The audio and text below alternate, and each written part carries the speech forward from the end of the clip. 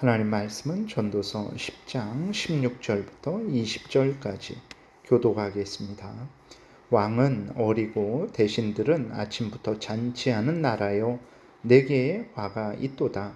왕은 귀족들의 아들이요 대신들은 취하지 아니하고 기력을 보호하려고 정한 때에 먹는 나라요 내게 복이 있도다. 게으른즉 속가래가 내려앉고 손을 놓은즉 집이 새느니라. 잔치는 희락을 위하여 베푸는 것이요 포도주는 생명을 기쁘게 하는 것이나 돈은 범사에 이용되느니라. 심중에라도 왕을 저주하지 말며 침실에서라도 부자를 저주하지 말라. 공중의 새가 그 소리를 전달하고 날짐승이 그 일을 전파할 것임이니라. 아멘. 기도드리겠습니다. 하나님, 이 시간 하나님 말씀을 전하고 듣습니다. 성령께서 역사하셔서 우리를 향한 하나님의 뜻을 잘 깨달아 알고 또 하나님이 알려주시는 대로 잘 믿고 따르는 우리 모두가 되게 도우소서. 감사드리고 예수 그리스도의 이름으로 기도드렸습니다. 아멘. 예, 오늘 본문에 보게 되면 사람은 참으로 간사하고 교묘하고 다른 사람을 위하지 않고 공의를 행하지 않고 기회만 있으면 자신의 탐욕을 추구하는 그러한 죄인이라는 것을 우리가 알게 되는데, 하나님은 나라의 질서를 세우셨어요. 왕을 세우시고 그 왕에게 공권력을 주셨죠. 권세를 주셨습니다. 지위를 주셨어요. 그리고 나라를 다스리게 하셨습니다. 그러면 이제 누구든지 하나님이 세우신 질서에 순종을 하는 것이 그것이 하나님의 뜻입니다. 그런데 세워진 왕이 이제 어려워요. 우리나라 그 조선 시대에도 보게 되면 왕이 되었는데 나이가 아주 어린 경우가 종종 있죠. 그 미성년인 경우도 있죠. 그러니까 대신들이 어떻게 합니까? 왕을 얕잡아 보죠. 왕을 공경하지 않습니다. 왕에게 순종하지 않아요. 그리고는 자기들 마음대로 왕을 좌지우지하고자 하고 또 자신들이 마땅히 해야 될 일들이 있는데 하지 않고 늘 탐욕을 추구합니다. 이러한 나라가 과연 복이 있을까? 결코 복되지 않을 것입니다. 화가 있을 것이죠. 그러니까 하나님의 뜻을 따르지 않는 그러한 나라는, 하나님의 뜻을 따르지 않는 사람은, 하나님의 뜻을 따르지 않는 단체는 하나님으로부터 진노의 형벌을 받을 수밖에 없는 거죠. 그래서 16절에 왕은 어리고 대신들은 아침부터 잔치하는 나라요. 그러니까 대신들이 할 일을 하지 않는 거죠. 왜 그러냐? 왕이 어리기 때문에 이제 무시하고 조롱하고, 또 대신들은 아주 자신들이 아직까지 해온 그러한 일이 있고 자신들의 권세를 믿고 아침부터 아주 쾌락에 취해 있는 거죠. 이런 나라는 복이 되는 것이 아니라 모두에게 화가 된다라고 하나님이 말씀을 하고 있는 것입니다. 그리고 또 왕이 어리다 그랬을 때 이것은 나이적으로 어리다라는 의미도 있지만 자격이 없다, 능력이 없다라는 이러한 의미도 있습니다. 그래서 왕도 대신도 왕으로서의 의무, 책임, 그러한 능력이 없는 거죠. 대신들도 나라를 이끌어가는 그러한 일꾼들이라면 정말 자신들의 그러한 생각을 또 그 나라를 이끌어가는 자로서의 그 어떤 자격을 갖추고 열심히 노력을 해야 되는데 그렇게 하지 않는 거죠. 그러니까 왕도 자신의 의무를 행하지 않고 대신도 자신의 의무를 행하지 않고 그저 왕도 자신의 쾌락을 추구하고 대신들도 쾌락을 추구한다면 이런 나라가 결코 발전하지 않죠. 망하는 것은 시간 문제인 것입니다. 그러나 이제 왕이 자신의 본분을 분별하고 인식하고 열심히 온 힘을 기울여서 자신의 일을 해요. 그리고 또 대신들도 탐욕과 쾌락을 추구하지 않고 절제합니다. 그리고 자신이 행할 본분을 행하는 그러한 나라라면 어떻게 되겠습니까?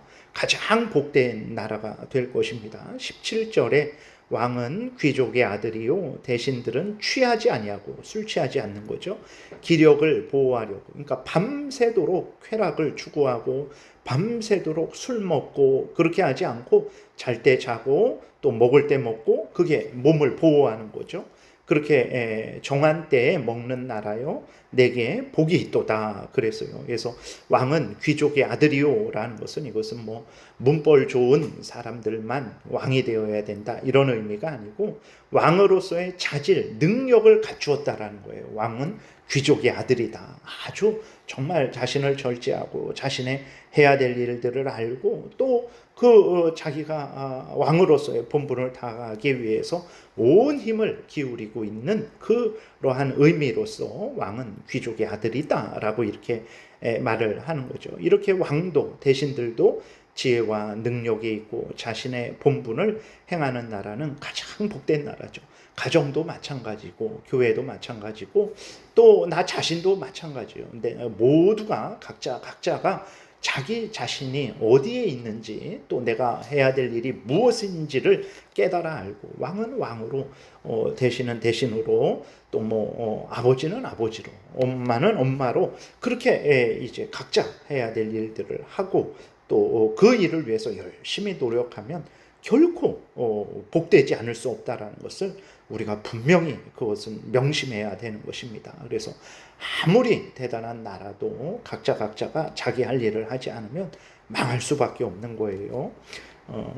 18절도 같은 차원이죠. 게으른즉 석가래가 내려앉고 손을 놓은즉 집이 새느니라 그랬어요.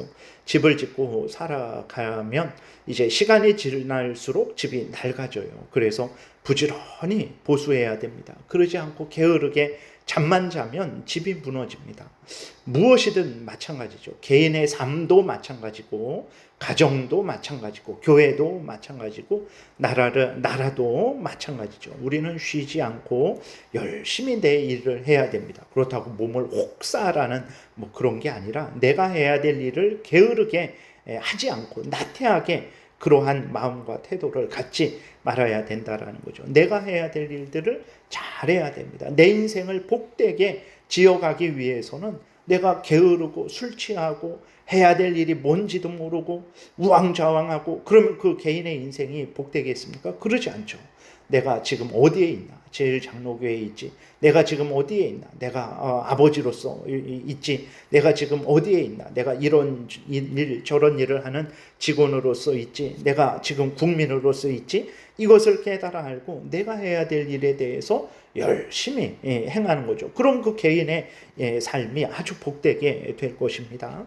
가정도 마찬가지고 교회도 마찬가지고 나라도 마찬가지예요. 우리는 쉬지 않고 내 해야 될 일을 해야 됩니다. 그래야 개인도 복되고 가정도 복되고 모두가 교회도 복되게 되는 거예요. 부지런히 내 일을 하지 않잖아요. 나 자신이 망합니다. 내 주변 사람들이 큰 피해를 받게 됩니다.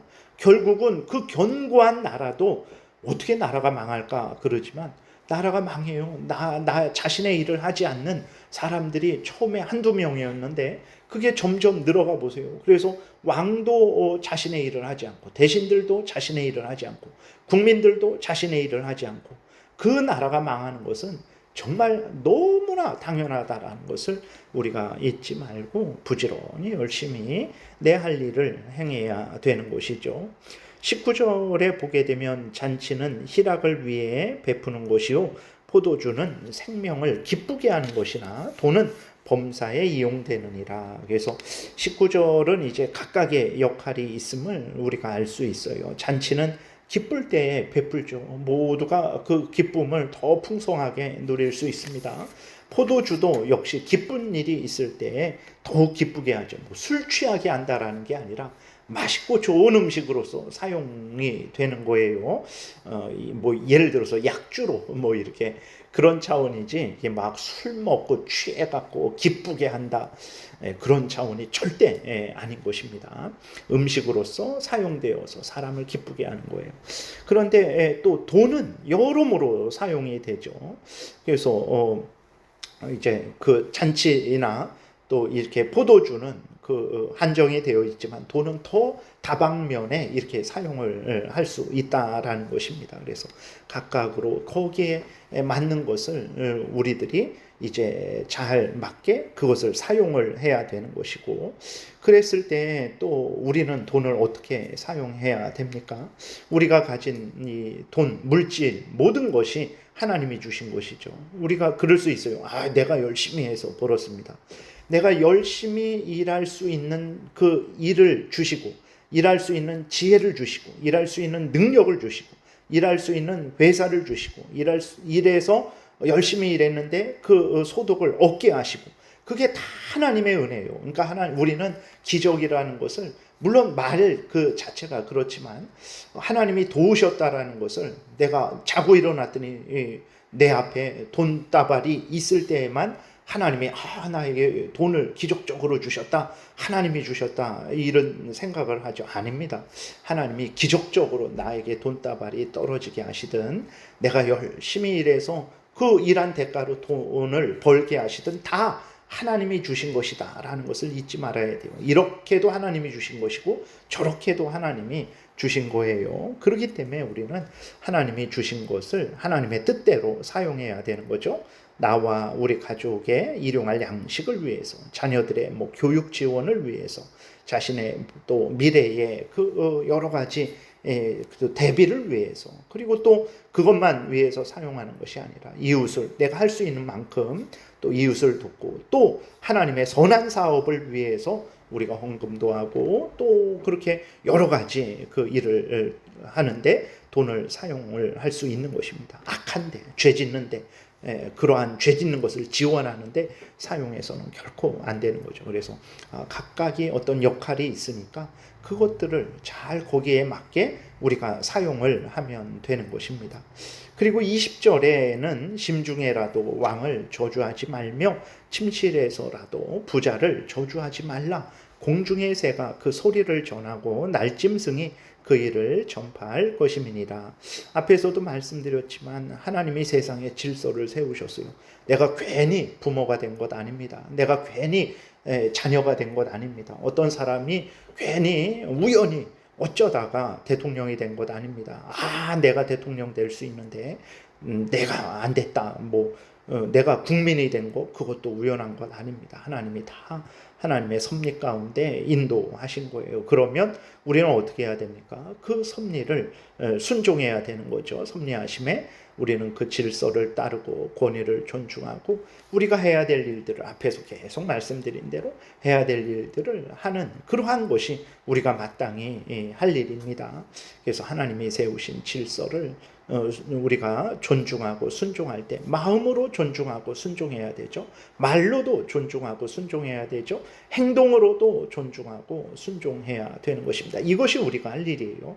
근데 하나님이 세우신 질서와 그 질서를 따르지 않고 그 권위를 인정하지 않고 순종하지 않는 것은 죄죠. 그랬을 때 칼을 들고 대적해서 그렇게 할 때에만 그것이 하나님을 거역하는 것이 아니라 마음으로도 생각으로도 순종하지 않고 존중하지 않고 그렇게 비방하고 모함하고, 오늘 본문에 나와 있는 대로 저주하고, 그것도 하나님의 뜻을 거역하는 것이라는 것입니다. 그래서 우리들이 하나님의 뜻을 우리가 행할 때 어떻게 해야 되냐? 마음으로도 생각으로도 말로도 행동으로도. 사람들 있을 때에만 잘하고 없을 때는 못하고 그러면 안 되고, 정말 침실에서라도, 정말 아무도 없을 때라도 마음으로, 생각으로, 말로, 행동으로 우리는 하나님을 경외해야 되죠. 하나님이 세우신 질서와 그 권위를 존중하고 따라야 되는 거죠. 이웃에 대해서도 정말 하나님 앞에서 생각으로, 말로도, 행동으로도 우리는 사랑하고 도와야 되는 거예요. 이것이 바로 하나님의 백성들이 해야 될 일이라는 것을. 그리고 이러한 사람이 많다고 생각해 보세요. 정말 예를 들어서 이제 가정에서 아버지가 자녀 없을 때 자녀를 비방하고, 있을 수도 없는 일이죠. 자녀가 아버지 없을 때 아버지를 험담하고, 그 가정이 바로 세워지겠습니까? 교회가 그런다, 나라가 그런다, 그 교회가 나라가 또 바로 세워지겠습니까? 그 사람만 잘못되는 게 아니라 그 사람이 있는 곳이 이제 참 어렵고 힘들게 되는 거죠. 그래서 우리 그리스도인들이 어떤 마음과 태도로 삶을 살아가야 될까 다시 한번 이 말씀을 정말 보면서 내가 할 일을 열심히 하고, 그렇게 할 때 마음으로도 하고 말로도 하고 행동으로도 하는 전인격적으로 항상 하나님 앞에서 살아가는 우리들이 돼야 되겠습니다. 기도드리겠습니다. 살아계신 하나님 감사합니다.